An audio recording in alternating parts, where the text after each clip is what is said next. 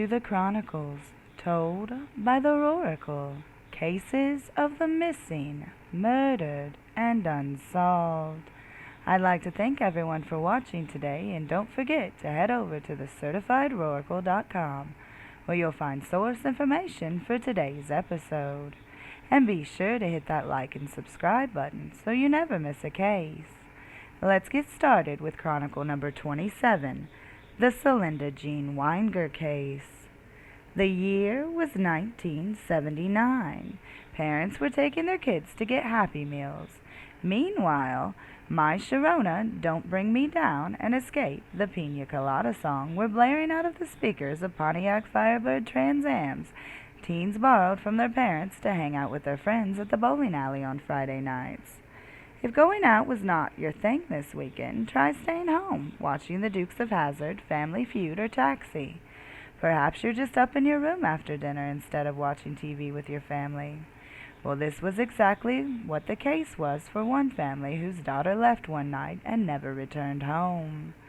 Selinda Jean Winegar was born on April 24, 1962, to John and Mildred in Burlington, Vermont.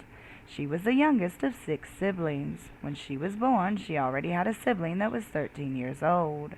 Selinda went by Cindy, and she was the baby of the family, spoiled rotten compared to the other siblings, most of which had become adults and moved out by the time she was born. Cindy grew up in a strict Roman Catholic home. She was 5 foot 4 inches and weighed 120 pounds, with brownish blonde hair and blue eyes. Cindy was 16 years old in March of 1979, and she had begun to hang out with a so-called bad crowd, and was doing drugs, specifically smoking marijuana. On March 21st, Cindy ate dinner like normal. However, instead of watching movies afterwards like she would normally do with her niece Lisa, she simply went upstairs to her room.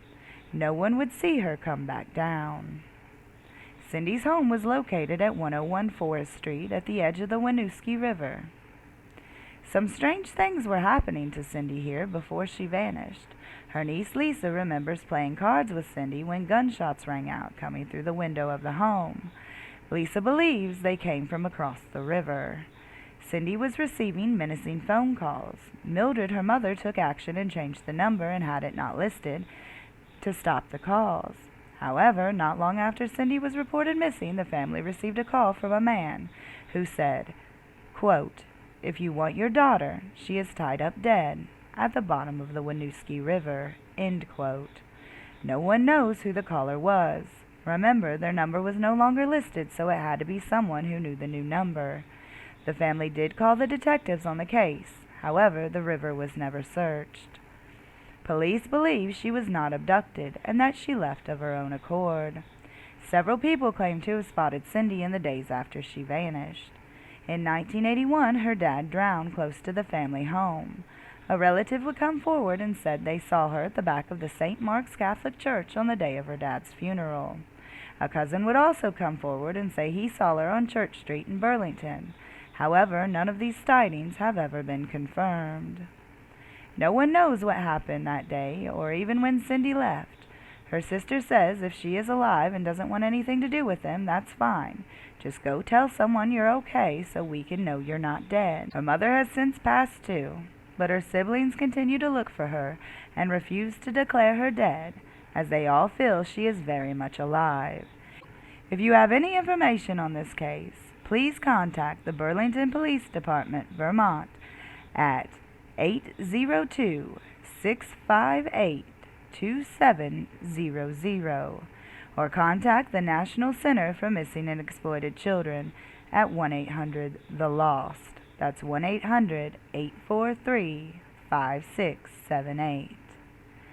As always, I'd like to thank everyone for watching. And don't forget, hit that like button, subscribe, and give this video a share so I can continue helping families of the missing, murdered, and unsolved. As always, this is the Chronikle, signing off.